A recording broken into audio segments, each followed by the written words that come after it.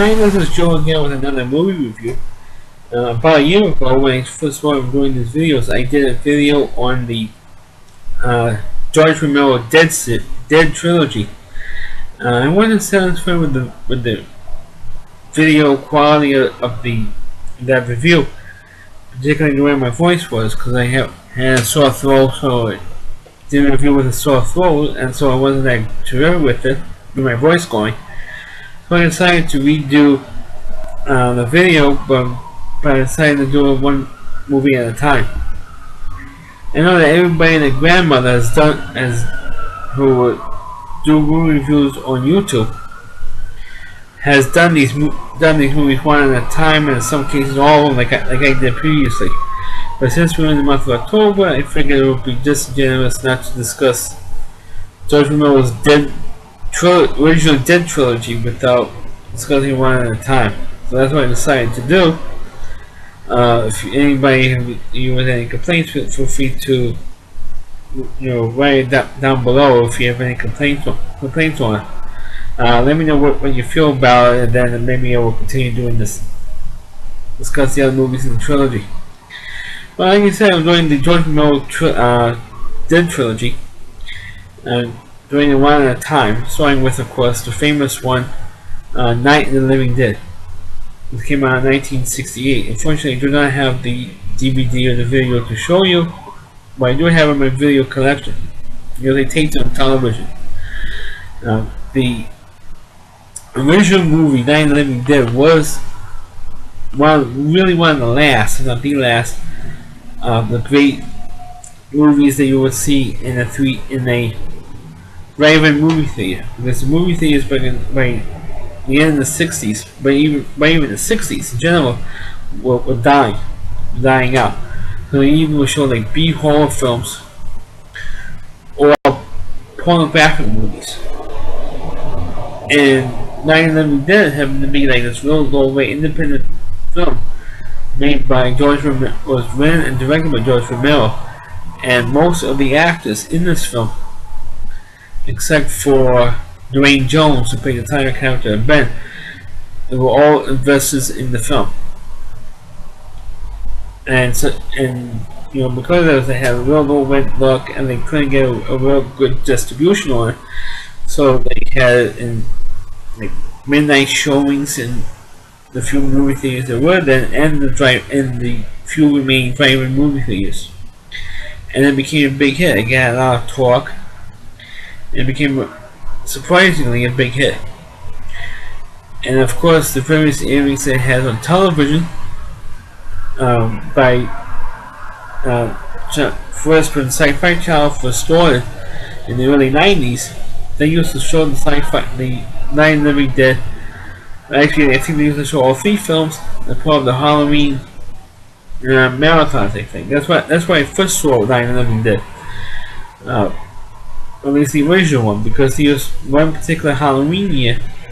I think it was Halloween came out on a Sunday, I think, that year, and they showed just about every zombie movie you could think of, including Night of the Living Dead. So that's how I got involved with it, and they showed them Night of the Living Dead last, because it's what they consider to be the most famous zombie film.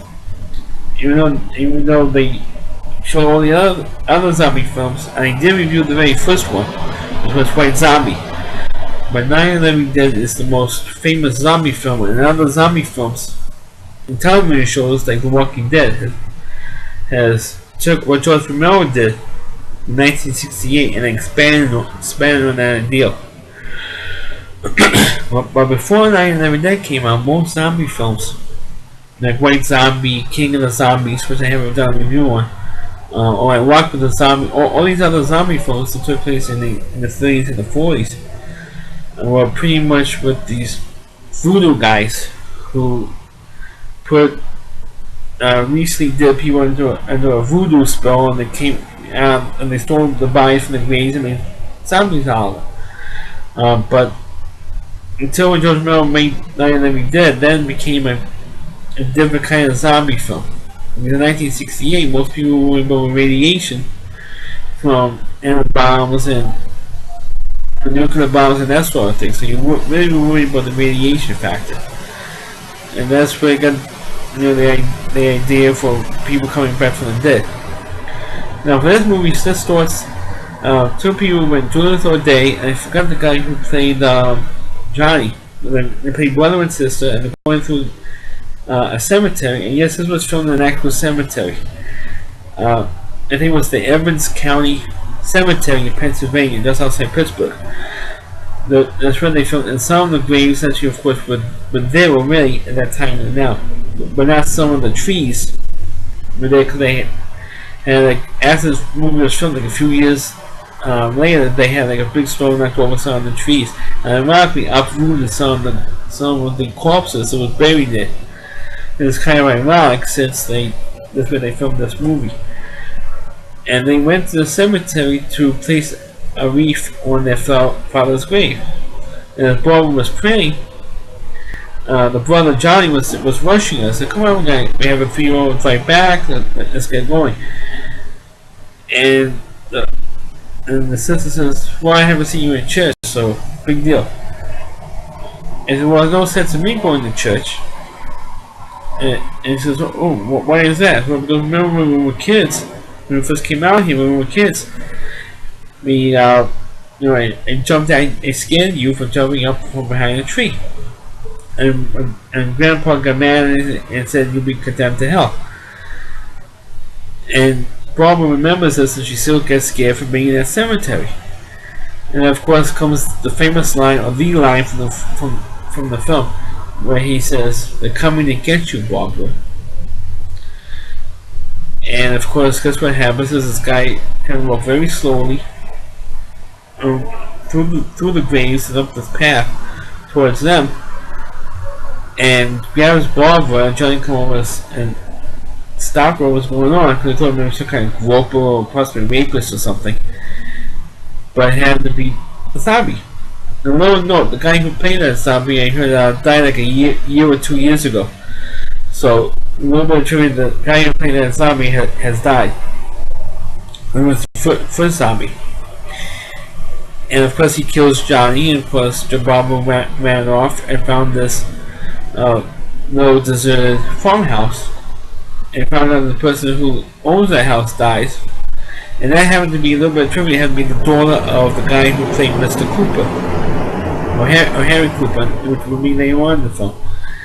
And she saves it by herself, and she notices the zombie who killed her brother, although she believes her brother wasn't dead at that time. You meet Ben, who played by Dwayne Jones. And a little bit of trivia: a lot of people believe that he purposely hired a black guy, or George Romero purposely hired a black guy for the part, but that's not the case, to make a political statement. Because it was filmed in 1968, in the height of the civil rights movement. It's also the year that Martin Luther King was killed. So figured out, you put a black guy in the lead. It wasn't the case, because he auditioned for the part, and George Romero thought that he was the best guy for the role, so that he got hot. So that's the reason why Dwayne Jones was hired. You know, he died back in 1985. He passed away of a heart attack. I think he was the only original cast member that died, which is unfortunate. But I heard over the years he got tired of talking about this part, because it was a breakthrough role, which I'll explain in a minute. So one of the best parts of the movie was that when he came to the house, he got there because there was a gas pump in the back of his house, and so he fights off the zombies for Barbara, and he tells her his story, how he ended up getting there, and Barbara told his story, and then she became hysterical, so we had to go around and get Johnny because he's out there. And he says, "Oh, he's convinced that the zombie killed him," which is what happened, which is a big twist in the end when you see Johnny as a zombie. He grabs Barbara and they run out of the house at the end of the film. Spoiler for those few of you who have not seen this film. And anyway, she got on car.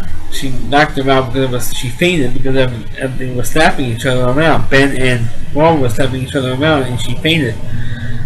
And after she fainted, Ben found a radio, had the radio on, and you hear the updates of what was going on with the zombies. That these people were these ghouls. Another bit of trivia: they never said the word zombies in this film. I don't think in any of the George Romero original Dead trilogy, you never heard the word zombie. You hear ghouls, the flashing ghouls.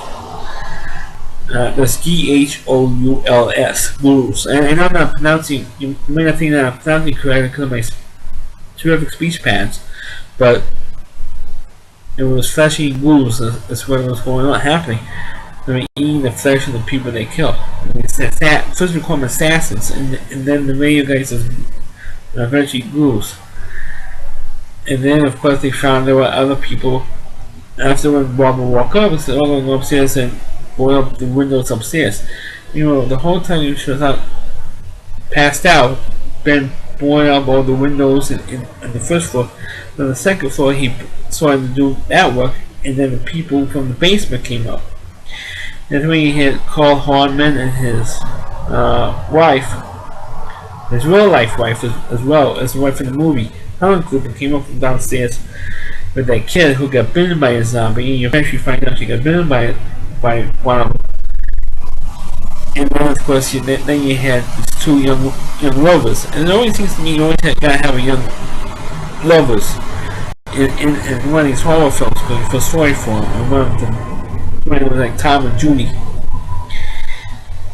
And of course Ben says, "Look, if we all work together, we board this house fine, we'll be secure here for a while." And when Mr. Cooper's being a son, look, the safest place is in the basement. And Ben says, no, that's not the safest place. The safest place is up here, because when we get out of here, if we're attacked, that's the place we can get out. And so only key with all these windows, we won't really get out with these zombies. The safest place is in the cellar. And they're going back and forth on this. And Mr. Cooper didn't want to help him out at all.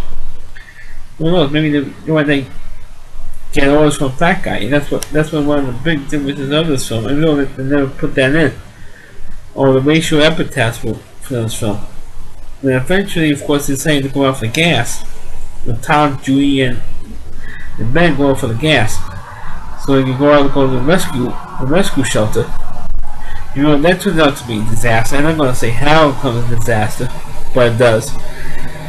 And then, of course, eventually the zombies do attack the house. And eventually, of course, when Mr. Cooper says, "Okay, you want to stay up here now?" You know, with the gun. That's when Ben fought for him and got the gun back and shot Cooper, which is pretty dramatic scene. And a scene he didn't expect. I mean, he said that beat the crap out of him, but not shoot him. And of course, he turned into a zombie, and his daughter, who dies because of the bite from a worm, she turned into a zombie herself, and was eating one of her father's arms.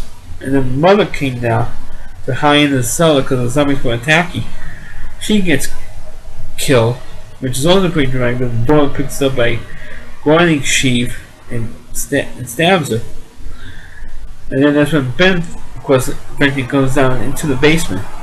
Because that's when Barbara gets mad by her brother, by Johnny, who turned into a zombie. So he goes into the basement.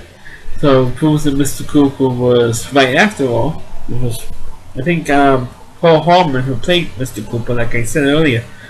He's done other interviews, and all those interviews on YouTube. And he says, "Hi, see, Mr. Cooper was right after all. I was right after all. Ben was a jerk. I was the right one. He was the wrong one." Because Ben did run into the basement, and he was held up in there, and that was pretty strong, and he was safe in there. Until, of course, when the rescue boys came and they went to check the house out, and Ben came out of the house, and people, or one of the sheriff's posses there, saw Ben from the window. "Hey, look, I see somebody in there." "Okay, just shoot him in the head, right in the forehead." It was bang, shoots him right in the middle of his forehead, and kills Ben at the end of the film. And I mean, that was pretty dramatic. I think this has to be one of the first, and not the first, of all of them, where everybody dies. which is pretty shocking because I've never seen it up to that point where all the major characters in the film die. I think the only one who actually didn't die, actually that's also a little bit not true either, because the little girl, the Cooper's girl who did die and turned into a zombie, she wasn't killed at the end of the film. She was just thrown onto the couch by Ben before Ben went into the basement. So technically, she was not. I mean, she did die and turn into a zombie, but her herself, when she was the zombified girl, she wasn't killed by Ben or by anyone else in the film. And also another bit of trivia of Night of the Living Dead, they did not use the word like I said earlier, they did not use the word zombies. They used the word ghouls, and it's kind of funny for a zombie movie not to use the word zombies. And one thing that a lot of people didn't bring up was the fact that I think I haven't had time to be sure because I haven't seen every single review of Night of the Living Dead on YouTube, but I think some nitpickers out there who has done this film has complained that you don't know why the dead people were coming back from the dead. When people who recently died, let's say if somebody died to a heart attack, or something, within minutes they come back alive. And they did explain it. What a lot of people don't know is that they actually did explain it. Maybe not explain it properly, but they didn't explain it. There was one little quick scene, and if you look on the left, there was a bunch of reporters asking a doctor and a military guy in Washington D.C. You can tell it's Washington D.C. because you see the Capitol building in the background. But when you see the guy on the left was George Romero. A little bit of extra trivia there. And the doctor says yes, there's a definite connection between this particular radiation and what's happening with these dead bodies. The radiation they're talking about is there was a probe that was sent by NASA to go to Venus. And when the probe was coming back to Earth, it also picked up this mysterious radiation. So NASA purposely destroyed it's going to be taking the time. And when the probe was coming back to Earth, they realized it was carrying some radiation, so they blew up the satellite. And parts of it started coming down in various areas, and when that radiation was affecting the dead people, and it brought them, reactivated their bodies, the dead bodies. So that's the reason why the dead bodies are coming back to life. But like I said, the reason why this particular movie is all over YouTube, not only the original black and white version, but there's also a color version also on YouTube, if you can find it. The reason why it is because it's on free or public, what's called public domain. That's because when George Romero made the movie, he just copyrighted the title, Night of the Living Dead. He copyrighted the title of the film, but not the film itself. So that's why YouTube has not taken down this film like they have other movies and television shows. They will frequently take it down because the entire show is copyrighted. But in the case of Night of the Living Dead, it's just the title that's copyrighted. So that's why the film is on all over the place on YouTube and other free video sites. Because of that. But like I said earlier, I think that Night of the Living Dead is the best of the zombie films. Because like I said earlier, a lot of the early zombie films mentioned in my White Zombie review, it's pretty bad. A lot of them were pretty bad. One of them I'm thinking of reviewing it, and it's called King of the Zombies. I think of doing that review, but I'm doing the Dead trilogy first, and then maybe do that one. Hopefully, if I have time down the line to do it. So that's my review of Night of the Living Dead. Please click on the video, please rate it, feel free to comment on it, please subscribe to my channel, and please forward this video on your Facebook pages. Thanks for watching, and catch you next time.